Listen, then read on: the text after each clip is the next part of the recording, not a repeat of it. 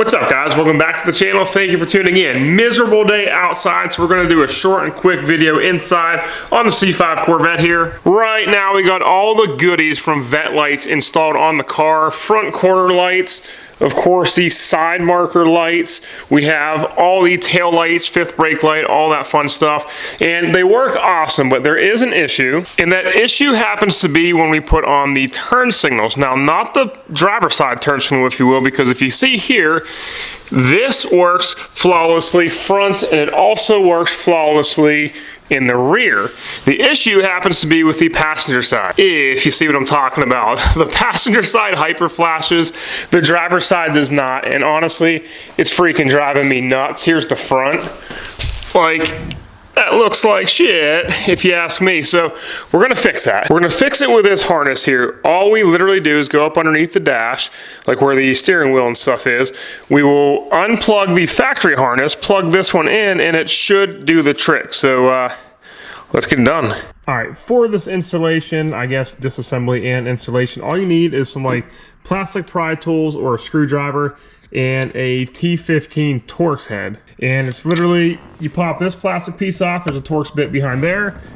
Pop this plastic piece off, there's a Torx bit behind there. There's going to be two Torx heads up underneath the plastic here. We're going to rip this panel off, and then the harness should be right up underneath here. We'll replace that obviously with the new HyperFlash one, make sure it works, and then put everything back into proper order. So like I said, first thing we're prying off here ends up being this, like where the trunk release button is. You should be able to get up underneath there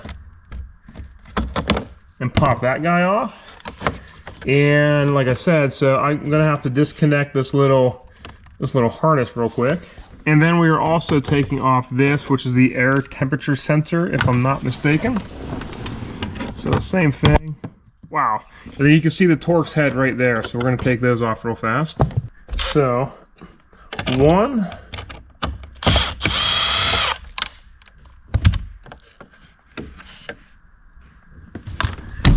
2,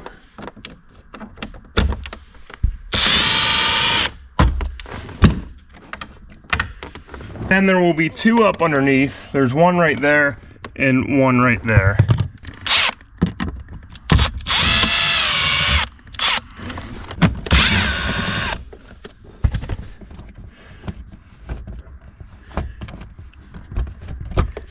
And then in a perfect world, we should be able to pop this guy out like that, and this one as well. Might have to set this fella down.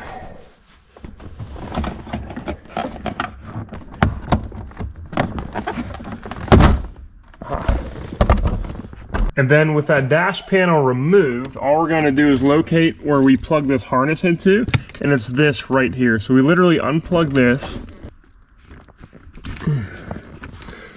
We are plugging in our new harness. All you got to do is plug one end into it. Plug the other end into where the original one came out.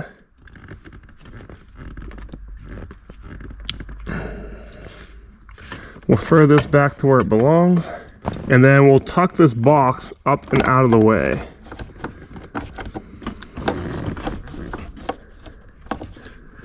So at this point, I do want to test it, obviously, to make sure that it worked.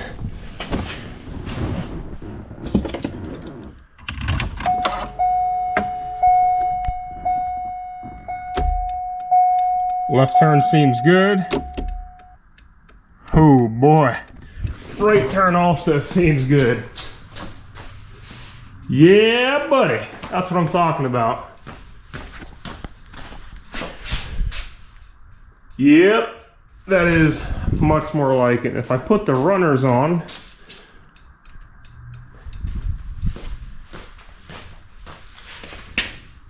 yes, that is it. Quick, easy, simple, 5 freaking minute mod, less than that. And then all you gotta do,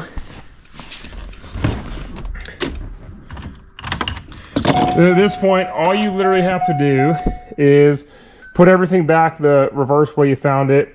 We'll pop that in, put the 4 T15s in, this clip for your trunk latch, this thing for your air temperature, and it's legit ski all done.